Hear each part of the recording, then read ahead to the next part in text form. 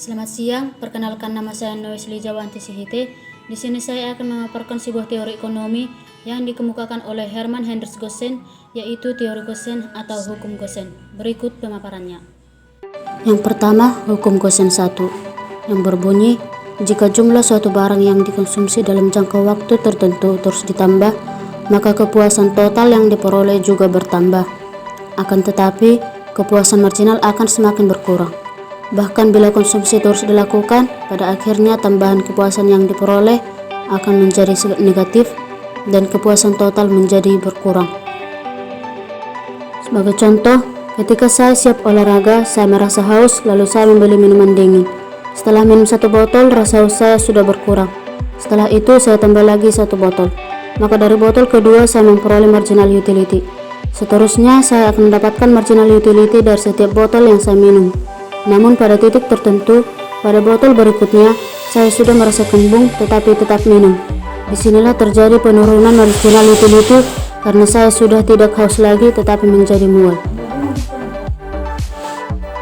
Dalam hukum Goosen 1, pemuasan satu macam kebutuhan yang dilakukan secara terus-menerus sehingga kenikmatannya semakin lama semakin berkurang dan akhirnya dicapai titik kepuasan.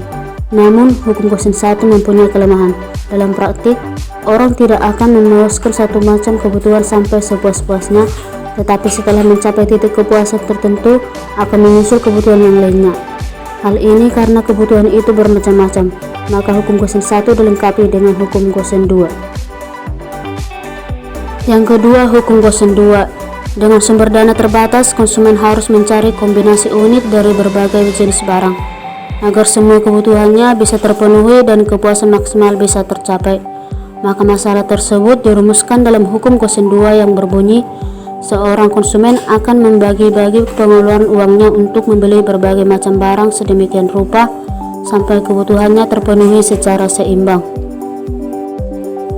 Pembelian berbagai barang ini sedemikian rupa hingga rupiah terakhir yang dibelanjakan untuk membeli sesuatu memberikan kepuasan marginal yang sama, apakah itu pengeluaran untuk membeli barang yang satu atau untuk membeli barang yang lain. Contohnya, ketika seseorang berpuasa seharian, maka akan merasakan lapar dan haus. Maka pada saat berbuka nanti, dia akan membutuhkan makanan dan minuman untuk memenuhi kebutuhan yang dia inginkan. Kemudian dia akan membeli makanan dan minuman sampai batas kekenyangannya. Seandainya uang dari sisa pembelian makanan dan minuman tadi masih ada, akan digunakan untuk memenuhi kebutuhan yang lain. Sekian dari pemaparan saya tentang teori Goosen. Bila ada kesalahan dalam penjelasan saya, mohon dimaafkan. Sekian dan terima kasih.